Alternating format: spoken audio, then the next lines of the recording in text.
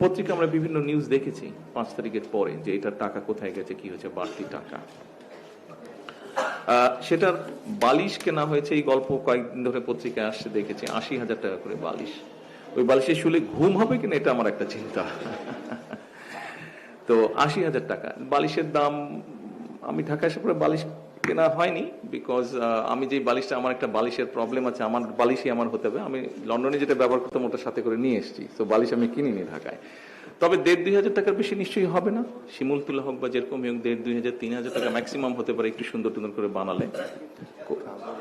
1200-1300 টাকা, okay fine, 1200, তাহলে তো আরো কম। সেখানে 80,000 টাকা দিয়ে বালিশ, এই 80,000 টাকা ভার কিন্তু আমাদেরকে বইতে হচ্ছে। আমরা দেখেছি ইন্টারিম গভর্নমেন্টের সময় তারা একটা হোয়াইট পেপার তৈরি করেছিল। এই হোয়াইট পেপারে বলেছিল বছরে $16 বিলিয়ন এই দেশ থেকে পাচার হয়ে গেছে। Just think about it, $16 billion. এই $16 বিলিয়ন যদি দেশে থাকতো প্রতি বছর, আমরা কিন্তু আপনার এই সিটের সমস্যার সমাধান করতে পারতাম। সেটা লাইব্রেরিতে হোক, সেটা আপনাদের আবাসনের সমস্যাই হোক, সেটা আপনাদের হলে যারা থাকেন তাদের খাবার সমস্যা, অনেকাংশেই আমরা করতে পারতাম।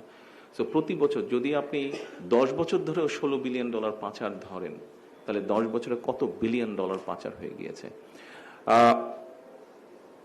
অনেকে একটা কথা বলে, আইল বি ভেরি ফ্র্যাঙ্ক কিছু ব্যাপারে আপনাদের সাথে। অনেকে একটা কথা বলে যে হ্যাঁ, আমরা একদম জিরো টলারেন্স দুর্নীতিতে। আমার কাছে কথাটা অবান্তর মনে হয়। বাংলাদেশের প্রেক্ষাপট, আপনারা এই দেশে বড় হয়েছেন, আপনারা জানেন, আমরা যতই বলি জিরো টলারেন্স, এটা একটা অবাস্তব ব্যাপার। Do you believe this? আপনারা কেউ বিশ্বাস করেন যে জিরো টলারেন্স? আপনারা বিশ্বাস, তো আপনারা যদি বিশ্বাস না করেন, আমি কেন বিশ্বাস করবো এটা? বাট আমরা যেটা চেষ্টা করছি এই বিষয়টাকে যতটুকু লাগাম টেনে ধরা যায়। এত বছরের বিষয়টা আমরা 2 মাস, 6 মাসে, 1 বছর, 2 বছরে পাবো না। এটা একটা হ্যাবিটের ব্যাপার। আজকে সকালবেলায় আসার সময় আমি ওই যে মহাখালী দিয়ে এসে লেফটে একটা ফ্লাইওভারে উঠতে হয়, কি জানি নাম ছিল ফ্লাইওভারটা, না মহাখালী এক্সপ্রেসওয়ে। আমি যখন টোল দিয়ে সামনে বাড়ছি, তখন হাতের বাম পাশে যে অ্যাপার্টমেন্টগুলো আছে, দেখলাম একটা অ্যাপার্টমেন্টের ট্যাঙ্কি থেকে পানি পড়ছে।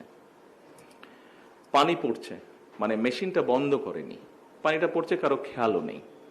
4তলা না 5তলা বিল্ডিং থেকে পানিটা পড়ছে। অ্যাকচুয়ালি আমার দৃষ্টিতে আমি যেটা মনে করি, এটাও এক ধরনের ইগনোরেন্স বলেন, এক ধরনের দুর্নীতি বলেন। দেখুন, গত কয়েকদিন ধরে সোশ্যাল মিডিয়াতে আমরা দেখছি যে ট্রাফিক আইনের যে বিষয়টি, এখন যেহেতু এআই দিয়ে করছে, মানে ওইটা বর্ডার ক্রস করলে অটোমেটিক চলে যাচ্ছে। এটাতে অনেক মানুষ কিন্তু রিয়াক্ট করছে, হ্যাঁ আমি মাত্র একটু করলাম এরকম, তাতেই ফাইন চলে আসলো। সো বিষয়টা হচ্ছে, আপনি যেরকম যদি কক্সবাজারে যান, কক্সবাজারে গিয়ে যারা, তাদের সাথে যদি কথা বলেন, টেকনাফে যদি যান, তারা খুব রিয়াক্ট করবে। কারণ সে তার বাবাকে দেখে এসছে গাছ কেটে বিক্রি করতে, তার দাদাকে দেখে এসছে। মানে এটা যে একটা অনৈতিক কাজ, এটা তার মাথার মধ্যেই নেই। এই জন্যই আমি কথাগুলো আপনাদের সামনে তুলে ধরলাম। আপনারা পারবেন, আমরা হয়তো শুরু করতে পারবো, আমাদের চেষ্টা দিয়ে শুরু করতে পারবো, কিন্তু টেনে নিয়ে যেতে হবে আপনাদেরকে সাকসেসফুল হতে হবে। অর্থাৎ মানুষের এই কনসেপ্ট, পারসেপশন, এই বিষয়গুলো কিন্তু বদলাতে হবে আমাদেরকে। সো আপনার যেটা আজকে সমস্যা, আপনার সিটের যেটা সমস্যা, বিভিন্ন যেটা সমস্যা, আমরা একটা ছোট দেশ, গরিব দেশ, আমাদের রিসোর্স যে খুব আনলিমিটেড বা অনেক রিসোর্স তা না। এই রিসোর্সটাকে আমাদের প্রপারলি ইউটিলাইজ করতে হবে। আমরা যদি আমাদের ওয়েস্ট কমাতে পারি, আমরা যদি আমাদের অ্যাটিটিউড বা হ্যাবিটগুলো চেঞ্জ করতে পারি, আমরা ইনশাল্লাহ, আমি মনে করি অনেক কিছু ইনশাল্লাহ আমরা করতে পারবো। আপনারা কি মনে করেন সেটা? কিন্তু আপনাদের হেল্প করতে হবে আমাকে, আদারওয়াইজ আমরা পারবো না। আপনাদেরকে হেল্প করতে হবে, আপনাদেরকে স্ট্যান্ড নিতে হবে, only then we can do it. Otherwise শুধু আইন কারণ সংসদে পাশ করলাম, সংবিধানে তো লেখা ছিল যে বাংলাদেশের সংসদ প্রতিনিধি তারাই হবে যারা জনগণ দ্বারা প্রত্যক্ষভাবে নির্বাচিত হবে। 2014, 18, 24 কি তা হয়েছে? সংবিধানে তো লেখা ছিল। সো লেখা দিয়ে সবকিছু হয় না, it's about here and here, তাই না?